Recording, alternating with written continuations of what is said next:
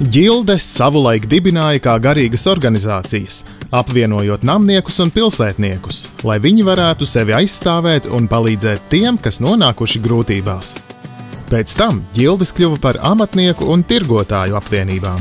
2211. gadā biskups Alberts izdeva noteikumus ģilžu dibināšanai. 14. gadsimta sākumā uzbūvēja šo ēku. Ir doma, ka jau 13. gadsimtā tā pastāvēja, jo tad, kad mēs kāpjam pagrabā uz lielās ģildes garderobēm, tad vienā no piloniem, kas tur vēl ir atsekts senāks kolonas stabs, un ir hipotēze, ka tas būtu no pašas pirmās ģilžu ēkas pat vēl no 13. gadsimta. Un 14. gadsimta sākumā uzbūvēja to skaisto zāli, Minsteres istabu saucamo, kurā mēs ejam koncertu starplaikos pēc šampāniešu, kur ir kafejnīca, ja, un mēs tā nemaz neiedomājamies, ka tā ir senākā publiskā sabiedriskā telpa Rīgā. Un tā tas viss turpinās līdz 17. gadsimtam, kad tur nobrūk kaut kāda daļa no sienas, problēmas un milzīgs remonts ir 17. gadsimta beigās. Un 1853. gadā viņi pasūta Kārlim Deinam, arhitektam, šo projektu. Bet šo būvi praktiski novada līdz galam, un īstais arhitekts, kas tur strādāja, Henriks Šēls. Un Henriks Šēls ir tas, kurš šo jaunbūvi neogotikas formās, kas ir projektēta šo ēku, ja, kas ir stipri lielāka, ja, viņš cenšas saglabāt, ko vien var. Pirmkārt jau šo zāli, Minsteres zāli, ko mēs pazīstam šīm velvēm un kolonām, un cik var Līgavas kambaru, kurā viņam izdodās saglabāt tikai kamīnu. Kamīns ir 1633. gadā būvēts skaistākais kamīns Latvijas arhitektūras un mākslas vēsturē. Un uzbūvēja ļoti apjomīgu, ar ļoti grēznu, ar kogriezumiem pilnu zāli, lielo zāli, ģildes zāli, kur, diemžēl, nodega 1963. gadā. Ja? Un tā mēs ieguvām šo ārkārtīgi nozīmīgo sabiedrisko ēku. Šobrīd ļoti svarīgi ir tolerants pret ģilžu projektu 60. gados realizēto. Vienkārši mēs raugamies šodien, mūsdienās mēs skatāmies uz līdzvērtīgu, uz arī jaunāko arhitektūras mantojumu. Ja? Lielās ģildes rekonstrukcija ir bijusi aktuāla jau labu laiku. Modernizācija bija nepieciešama gan apmeklētāju, gan mūziķu telpām, vienlaikus saglabājot kultūrvērtības. CMB vinnēja valsts nekustamo īpašumu izsludināto iepirkumu. Pasūtītājs bija ļoti precīzi nodefinējis uzdevumu un programmu, ņemot vērā to, ka pati ēka ir vēstures piemineklis, tad nekādas būvapjoma izmaiņas nebija paredzētas. Galvenais akcents bija uz lielo zāli, jo viens no svarīgākajiem uzdevumiem bija palielināt šo sēdvietu skaitu zālē, lai nodrošinātu labāku pakalpojumu pieejamību lielākam interesantu lokam. Bija vides pieejamība, kas līdz šai dienā joprojām ģildes ēkā nav nodrošināta, tādējādi tas ierobežo visu ratiņkrēslu lietotājus.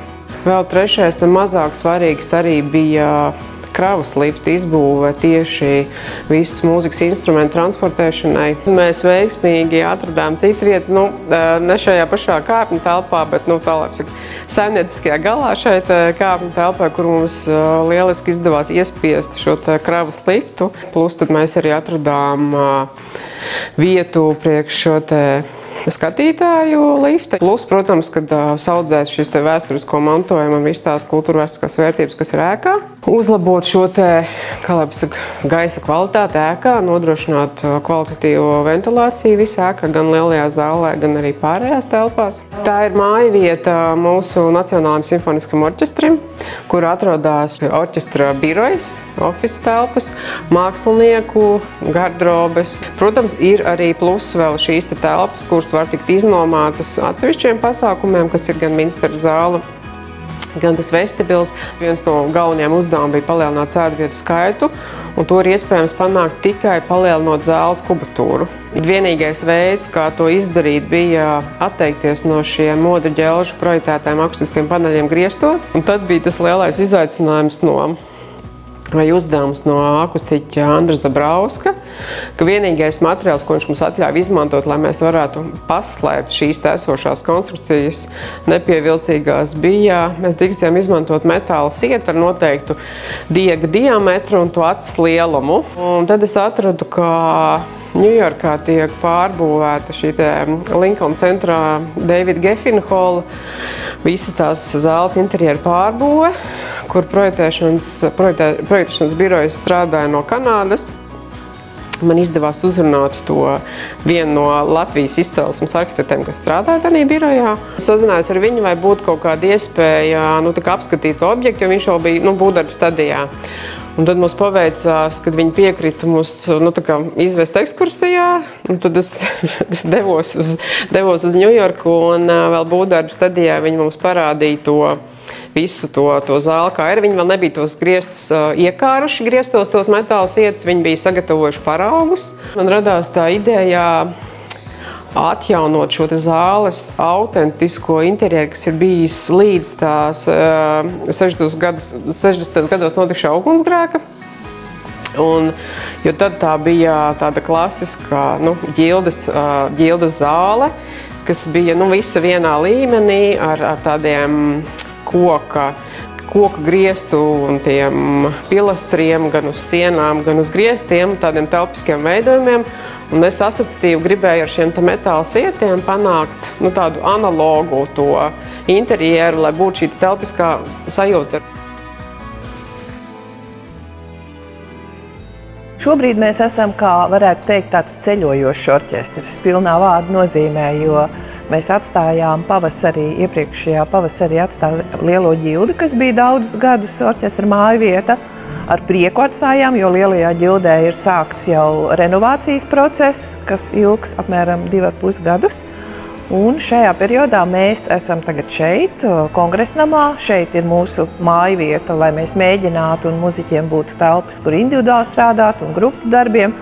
Tad, kad lielā ģilde būs gatava pēc renovācijas, mēs atgriezīsimies tur. Mēs esam lielais simfoniskais orķestrs. Mums ir 94 muziķi, štata vietas. Un tādā ziņā mums šeit kongresnamā ir ļoti paveicies, jo šeit ir daudz telpu tādu atbilstošu, kur cilvēki var tiešām normālos apstākļos, jāsaka, trenēties un mēģināt. Jo līdz šim lielajā ģildē tie apstākļi bija telpu ziņā ļoti šauri, īpaši tajā daļā, kas ir aizskatota, kā mēs sakām, kur ir muziķu telpas un mēģinājuma telpas, tas bija ļoti saspiesti.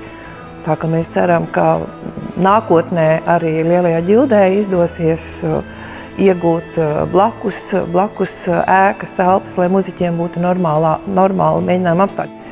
Pamatā mūsu repertuārs ir klasiskā muzika. Viss plašais spektrs, kas ir simfoniskā orķestra repertuārs, sākot ar Mocartu, Beethovenu un pamata repertuārs varbūt ir vairāk mūsu orķestrim romantiskais repertuārs. Mēs ļoti daudz atskaņojam Māleru, mēs atskaņojam Brukneru, mēs atskaņojam arī daudz citus komponistus.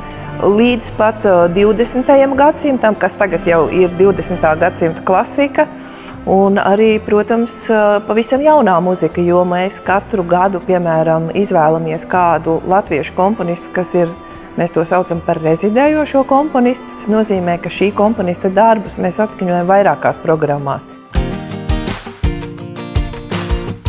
Liela ģilde ir viens no spilgtākajiem 14.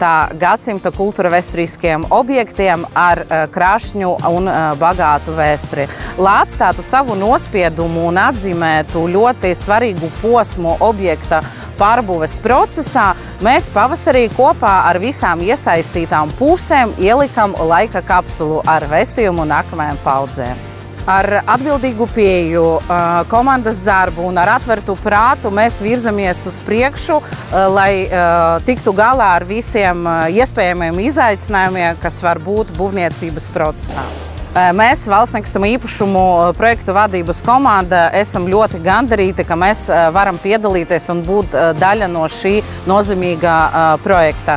Un mēs noteikti darīsim visu, kas ir mūsu spēkos, lai būvniecības process noteiktu pēc iespējas raitāk un arī, lai Latvijas Nacionālais simfoniskais orķestris varētu jau nākamgad atgriezties atjaunotās telpās un liela ģilde varētu vērt durvis sabiedrībai.